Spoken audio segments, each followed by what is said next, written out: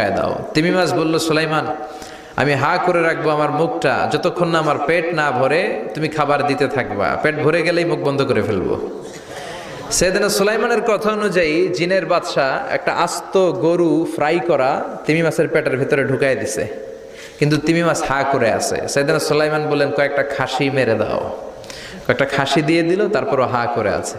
বড় বড় ডেক থেকে পোলাও দাও, খিচুড়ি দাও, বিরিয়ানি দাও, আরো কয়েকটা গরু দাও, হা করে আছে। আরো কয়েকশো গরু দাও, হা করে আছে। আরো কয়েক হাজার গরু দাও, হা করে আছে।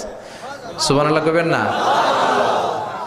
দিতে দিতে 1 কিলোমিটারের খাবার নাই, 2 কিলোমিটারের খাবার শেষ, 10 কিলোমিটারের খাবার শেষ, 20 কিলোমিটার শেষ, 30 কিলোমিটার শেষ, 40 কিলোমিটারের খাবার শেষ।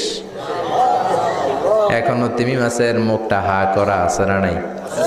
সাইয়েদনা সুলাইমান সেজদায় পড়ে গেলেন, ডেকে বললেন, আল্লাহ আমি বুঝি নাই গোটা বিশ্বের সবাই